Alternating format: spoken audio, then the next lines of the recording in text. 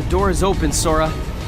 Now we can go to the outside world. What are you talking about? We've got to find Kairi. Kairi's coming with us. Once we step through, we might not be able to come back. We may never see our parents again. There's no turning back. But this may be our only chance. We can't let fear stop us. I'm not afraid of the darkness. Welcome to MojoPlays, and what do you get when you mix Final Fantasy with every Disney IP under the sun? A massive f***ing ball ache. I can't laugh that hard at my own bit. Kingdom Hearts may hold the record for games that started off so simple and so cohesive, only to grow to have the most convoluted and complicated lore possible. It's a toss-up between Kingdom Hearts and Metal Gear Solid, but Metal Gear Solid doesn't require you to play mobile games to follow the story, so it's taking a back seat to this masterpiece. This is the totally not complicated Kingdom Hearts timeline explained. Also, I'm very sick. I can't breathe out of my nose. Let's do it. Remember when you first heard about Kingdom Hearts? Wait a minute, it's like a sword combat RPG where your party members are Donald and Goofy? Wait a minute, I get to punch Jafar in the face? Mum, grab your coat, you're taking me to EB Games. Kingdom Hearts came at the perfect time as gaming was peaking on the highest selling console of all time, the PS2, and Final Fantasy X had shown us exactly what Square Enix was capable of on the console just 1 year prior. The desire for an edgy action adventure was strong with the teenage demographic that was dominating the console, and the Disney element lined up perfectly with the nostalgia of this demographic's younger years. It was a formula that could have been tried in any other decade and probably wouldn't have worked as brilliantly. We'll get into Kingdom Hearts later as we bash through these games in chronological order, but we should point out that Kingdom Hearts by itself was not a complicated game. It had a rich and full story which perfectly blended characters who already had their own histories, but it was done so well whilst leaving enough room for the fleshing out and sometimes retconning that would come as this story unfurled in later entries. Welcome to 2024, 22 years after the first game, and players are getting more and more excited for the future of the series, in particular, the release of Kingdom Hearts 4. It's hard to ignore, however, that the player count has dropped since the first two games as the story and world became too difficult to follow for casual fans. We can't be totally blamed, we're all adults now, and the unfortunate reality is we don't have as much time on our hands, or as much as we wish we did. But fret not, as I am an adult with enough time on my hands to run my fellow adult nerds through this game's story in the simplest way I can. If you're expecting a Keyblade Masters synopsis, I can't promise that, I'm just here to give you the highlights. But if you don't know who Hercules is, you might need to do some research of your own. Hold on to your hats, let's get chronological. I'm dying.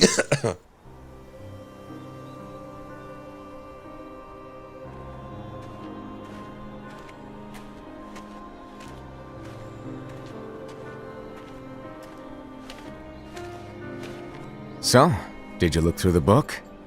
Yes, but I'm still analyzing it. Wow, no quick skim for you, huh? Alright, let's begin our journey with a mobile game, and let's get a little lazy with it by joining Kingdom Hearts Key, Kingdom Hearts Union Key, and Kingdom Hearts Union Key Dark Road into the same entry. I'm already confusing myself, and we're only 2 sentences into this thing.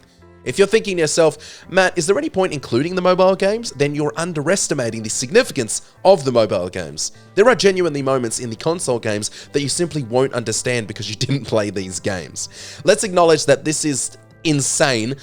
Take a breath and power on. Kingdom Hearts Key, often incorrectly pronounced Kingdom Hearts X, sets the earliest mark in the chronological timeline, delving into the adventures of youthful Keyblade wielders battling Heartless across distant past and future realms. It intricately weaves the narrative of the Keyblade War, shedding light on the genesis of the Keyblade Graveyard, pivotal in Kingdom Hearts 2, Kingdom Hearts Birth by Sleep, and Kingdom Hearts 3. The Keyblade Graveyard serves as the battleground for the Keyblade War, where the Keyblade was shattered, and it stands as the sole location where recreating the Keyblade is possible. Don't confuse the special Keyblade with all the other Keyblades. That pronunciation is really important, and also really f***ing annoying. Furthermore, Dark Road provides insights into the genesis of the series' primary antagonist, Xehanort. That's as much as we're touching on these games, because we've got lots to touch on.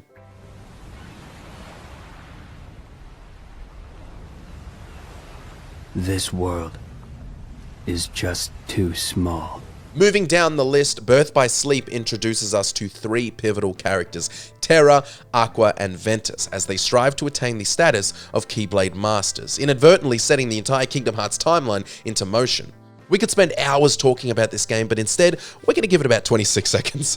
This installment marks the initial canonical appearance in terms of release order of Xehanort, concluding with his manipulation of Terra's body and assumption of Ansem the Wise's identity, along with the majority, if not all, of his apprentices. And now it is your darkness that shall be the ark that sustains me!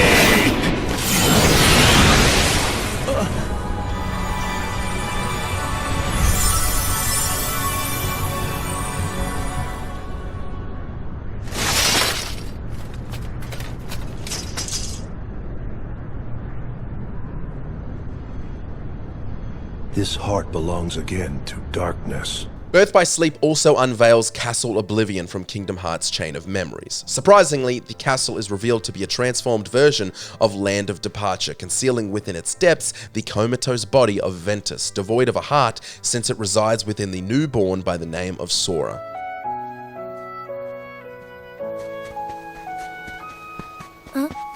Sora?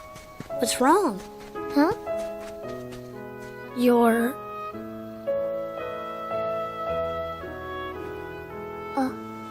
That's weird. It's like something's squeezing me inside. Somebody up there must be sad. Up where? They say every world is connected by one great big sky. So maybe there's somebody up there in all those worlds who's really hurting.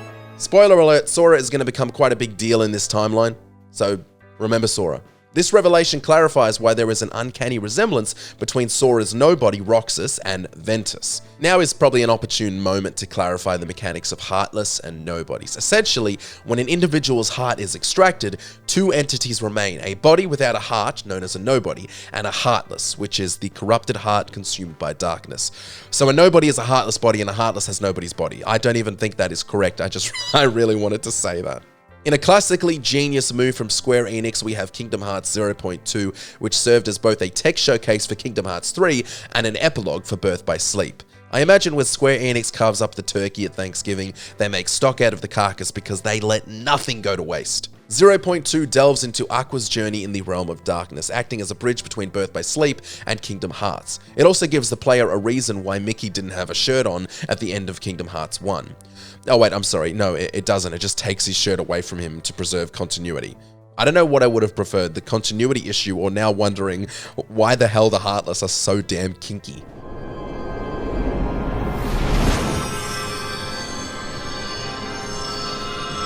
Now, Sora, let's close this door for good. Alright, this was the beginning, the OG, the simplest game of the lot. Unfortunately, I'm going to give the retconned plot instead because now we know way too much. But you should all keep in mind that the majority of this stuff we're going to talk about was not known when we first played this game back in 2002. Sora, our main protagonist, our little hero, the kid who Ventus's heart is hiding inside of, and his best mates Kairi and Riku are pulled from their comfortable and safe world to fight the Heartless and a bunch of Disney villains. The ultimate antagonist of the game is Ansem, Seeker of Darkness. You might recall him as the Heartless born from the division of Terra Nort, who assumed the identity of Ansem the Wise. This division resulted in both a Heartless and a Nobody, which we'll discuss shortly. The ominous dark shadow that accompanies Ansem strongly suggests that it holds what remains of Terra's heart, kept captive within it. All this being said, it's actually a remarkably simple plot to follow. The idea of a Nobody wasn't even invented till the second game. And we had no idea what the a Terra Nort was. Alright, Kingdom Hearts 358 over 2 days. I feel like it's important to note that some of this game takes place before the next entry, Kingdom Hearts Chain of Memories, and a bit of it takes place after. But just to keep things cohesive, and because I guess it doesn't really matter, we're just going to talk about the whole thing now. In this spin-off, which also functions as a significant installment in the series, we're introduced to Roxas, a nobody spawned from Sora during the climax of Kingdom Hearts when Sora transformed into a Heartless. Unlike typical nobodies, Roxas lacks memories of his original identity, Sora, and gradually forms his own distinct personality. Additionally, we meet the 14th member of Organization 13 named Xeon, an artificial human created as a failsafe for Roxas, who inadvertently absorbs Sora's memories, hindering their complete restoration. Under the guidance of Axel, Roxas embarks on daily missions across various worlds to combat Heartless and liberate captured hearts using his Keyblade. These missions align with the organization's objective of creating Kingdom Hearts and achieving wholeness. However, at Twilight Town, Xeon, manipulated by Xemnas, reverts back to her original purpose of absorbing Roxas and becoming a flawless replica of Sora. After a confrontation, Xeon's physical form dissolves and her heart merges with Sora's, causing memories of her to gradually fade away. Subsequently, Roxas finds himself placed in a simulated version of Twilight Town with all of his memories of life outside the town gone as part of a plan for him to eventually merge with Sora. I'm sorry I spent so much time on this entry, and I'm acutely aware that I spent time explaining who Xeon was, but didn't touch on at all what the organization actually is. If it becomes relevant to follow the basic plot later on, I might expand on it, but for now, we're just chilling.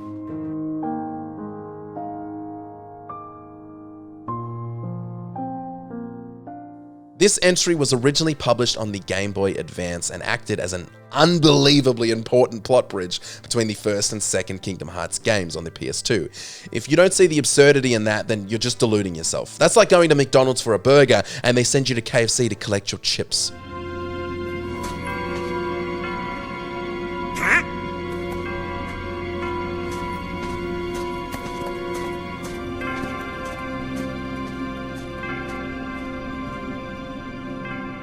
While Roxas enjoys his time indulging in ice cream and exploring the simulated Twilight Town, oblivious of his true identity, Sora, Donald, and Goofy stumble upon Castle Oblivion during their quest to locate Riku and King Mickey Mouse. As they progress through the castle, they begin to lose their memories as was explained to them before entering, and they confront and overcome roughly half of the Organization 13, including adversaries like Larxene, Vexen, and Marluxia. I guarantee I pronounced all of those names wrong. Meanwhile, Riku and Mickey find themselves within Castle Oblivion as well, starting their journey from the basement and gradually ascending to the ground floor. Riku faces off against his own faction of the organization, contending with members such as... I'm not even gonna bother. You might have noticed the recurring X in the names of organization members. It's on purpose. After ascending the castle, Naminé, a new friend, puts Sora and his party into pods to help them regain the memories they lost. This process will also erase the memories they made while in the castle, meaning that when they eventually wake up at the beginning of Kingdom Hearts 2 with no memory of how they got there, they feel much like those of us way back in 2005 that didn't realize there even was a Kingdom Hearts game on the GBA. So, swings and roundabouts and all that. Kingdom Hearts 2 Baby, the highly anticipated sequel that came out 4 years after the original, and the beginning of things getting really out of pocket in this story. Of course, going through the game chronologically makes it seem like this is pretty deep into the extensively confusing lore, but for those who missed the bridging entry between Kingdom Hearts 1 and 2, this game was their first introduction to nobodies, Organization 13, Roxas, Xehanort, Xemnas, the Keyblade Wars, the Keyblade Graveyard, and the world that never was. Sora. In this installment, Roxas is compelled to rejoin with Sora, who has been in a state of suspended animation since the conclusion of Chain of Memories. Sora embarks on a mission to vanquish the lingering remnants of the Heartless following the defeat of Maleficent, but she's still alive, so ignore what I just said. Meanwhile, the surviving members of Organization 13, whom Sora has no recollection of defeating due to his memory loss at Castle Oblivion, seek vengeance and aim to summon Kingdom Hearts, an enigmatic concept that has never been thoroughly clarified. Honestly, give Mickey his shirt back and tell in clear detail what the f*** Kingdom Hearts is. At the end of the game, Sora, Riku, and Kairi find themselves back on Destiny Islands, receiving a mysterious letter in a bottle from none other than King Mickey himself.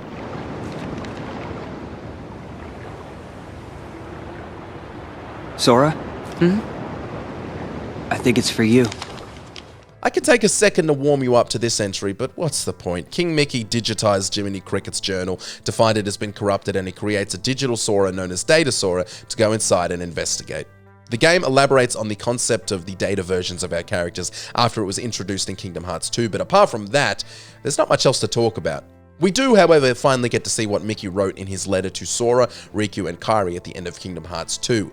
The final line reads, "It's possible that all your journeys so far have been preparing you for this great new task that's waiting for you. I should have known there was no coincidences, only links in a much larger chain of events, and now the door to your next journey is ready to be opened." Is ready to be opened.